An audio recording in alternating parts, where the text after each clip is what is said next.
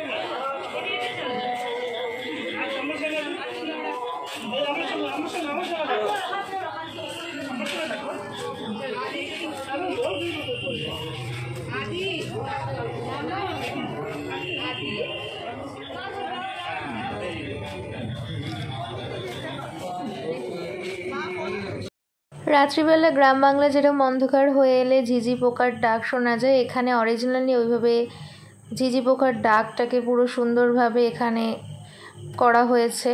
এছাড়াও বাংলাদেশের কিছু প্রতিভা এখানে দেখানো হয়েছে। 1947 সালে দেশ স্বাধীন হওয়ার আগে বাংলাদেশ আর আমাদের কলকাতা বা ভারত তো একসাথেই তো ছিল, তো সেটাই শিল্পী তুলে ধরার চেষ্টা করেছে তখনকার বাংলা কীরকম ছিল। এইখানে এসে হরিদেবপুর আদর্শ সমিতি ক্লাবে এসে কিছুটা আমি ফিল করতে পারলাম। আর গ্রাম বাংলা সত্যিই যথেষ্ট ভালো লাগে। কলকাতার বাসিন্দা আমরা এরকম গ্রাম আর কোথায় দেখে থাকি, তো আমাদের কাছে এটা ভীষণই ভালো লেগেছে। কলকাতায় থেকে আমরা একটা গ্রাম বাংলার দারুণ ফিলিং পাচ্ছি, আর আমার যথেষ্টই ভালো লেগেছে এই প্যান্ডেলটা। আমার নিজের মামা বাড়িও গ্রামে, তো সুতরাং গ্রাম বাংলার যে কত সুন্দর ফিলিং, তো সেটা তো আমি ছোটোর থেকেই যাই যখন মামা বাড়িতে, আমার সেটা অভিজ্ঞতা রয়েছে। এখানে এসব বেশ ভালো লাগছে। কিছু মুহূর্তের জন্য আমার মনে হচ্ছিল আমি আমার মামার বাড়িতে ফিরে এসেছি। আর যখন দুই দেশের একত্রিত যখন এখানে দেখতে পাচ্ছি এত সুন্দরভাবে প্রতিভা তুলে ধরেছে, তো আরও দেখতে ভালোই লাগছে।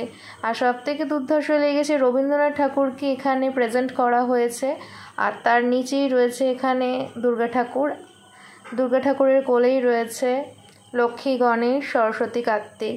বেশ ভালোই লাগছে, আমার চোখেটা কিন্তু ভালোই লেগেছে। তোমরা পারলে একবার এসে ঘুরে যেতে পারো। এখনও পর্যন্ত খুব একটা ভিড় হয়নি, সপ্তমীর থেকে বেশ ভালোই ভিড় হবে আমি জানি। তো চলে এসো, ভালোই লাগবে আশা করি তোমাদের।